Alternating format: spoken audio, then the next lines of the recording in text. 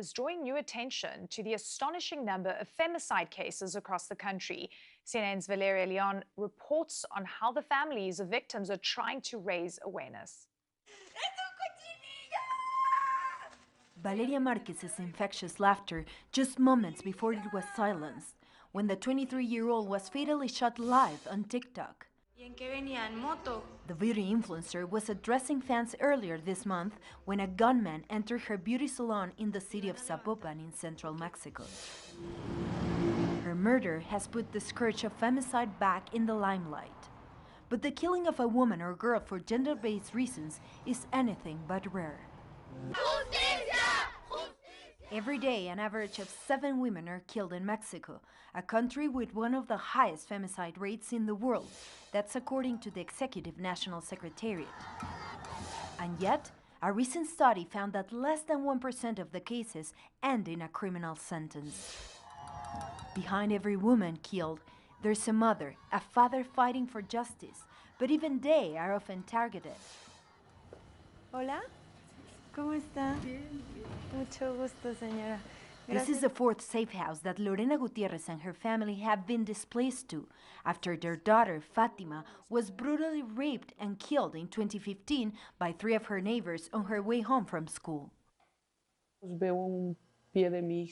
I saw one of my daughter's feet, a sneaker, lying sideways in a ditch, Lorena says, and I immediately realized that it wasn't just Fatima's sneaker.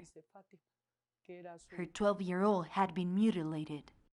Así fue como empezó todo el infierno. That's how this hell began. That's how they destroyed my little girl and buried her in that ditch, she says. Son sus muñecas de Fati. One of the brothers who committed the murder is currently serving a 73-year sentence.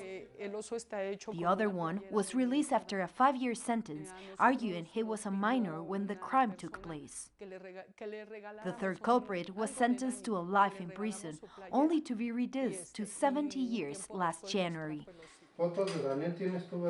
Just as the family reckoned with the impossible loss of their daughter, in 2020, tragedy struck again when their 15-year-old son Daniel died after what started out as an abdominal pain. The parents claim he died as a result of medical negligence, a case that's under investigation. En mis brazos murió mi niño. My child died in my arms, Father Jesus Quintana tells me. It's horrible for a child to die in your arms and not be able to do anything. You feel helpless.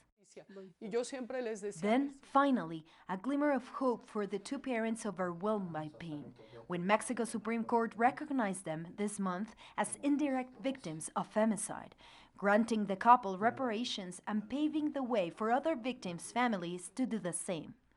But justice remains elusive.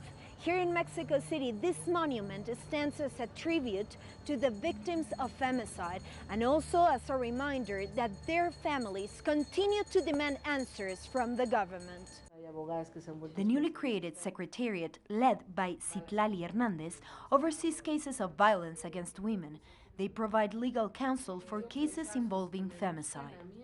How do you explain the systematic failure to bring perpetrators of femicide to justice?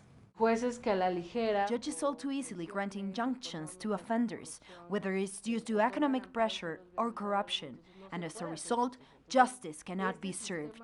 This judicial system, which is often in the hands of those with no interest in justice, has become hindered, especially for women. I believe the judiciary in Mexico has failed women.